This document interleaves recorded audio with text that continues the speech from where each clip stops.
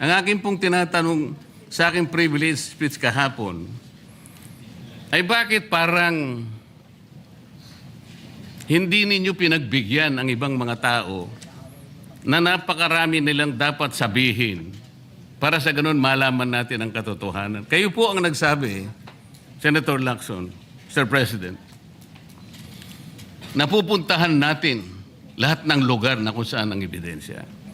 Hindi po ba kayo po ay nagpahayag noon dito sa plenaryo, Mr. President, Senator Lacson, na sinabi nyo na ang presidente ay name drop ni Yusek Bersamin.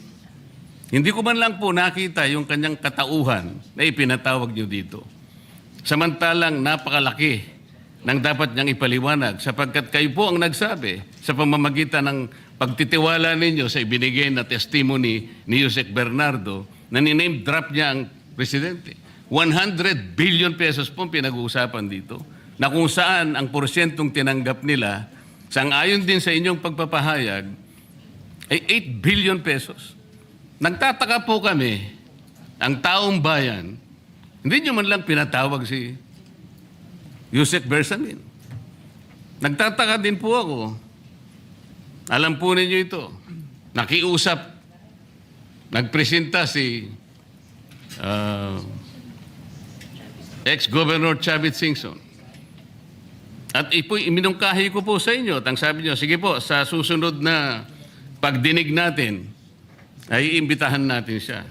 Sapagkat marami raw siyang gustong ibahagi sa ating pagdinig tungkol sa mga project sa Ilocos. Ngunit hindi po nyo tinawag. Yun po yung pinagtataka. Ito po yung gusto ko sanang sagutin ninyo. Sa akin po, wala nang kwenta kahit na ako'y patutsadahan ninyo, na ganito ako, ganito kami, ganyan. Hindi na po mahalaga sa akin yun eh.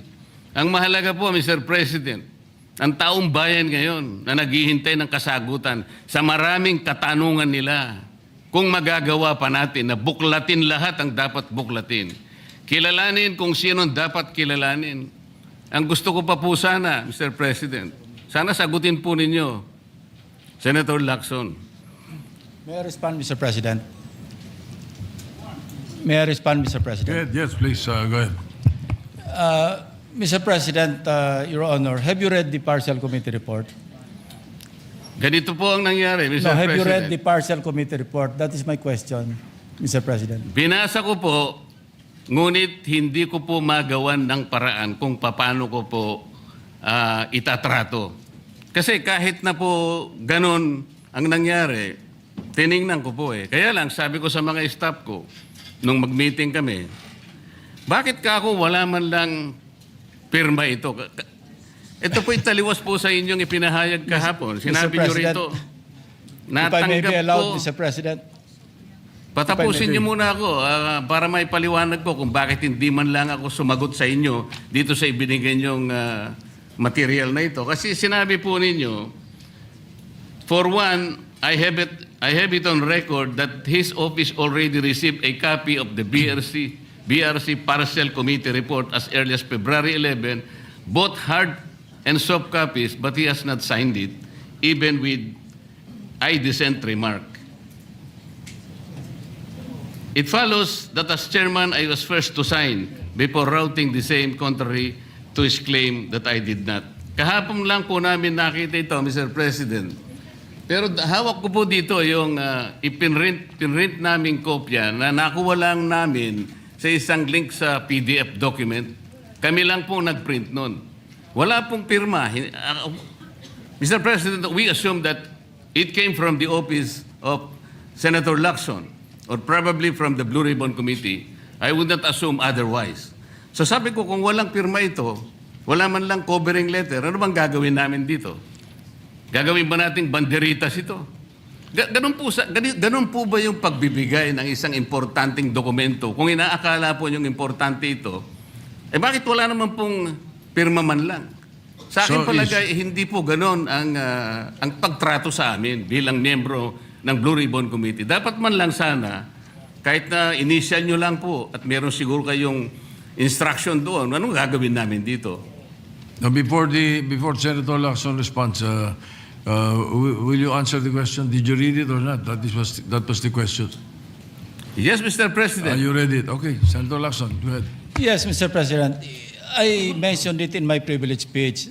Binigyan po natin ng tikitikis ang kopya na may watermark ng kanilang opisina. Una, nagkaroon po tayo ng isang masamang experience na nag-leak yung nauna ng ni-route na committee report. So naisip namin, para matunto natin kung saan opisina manggagaling ang leak, bigyan natin ng tikitikis ang kopya.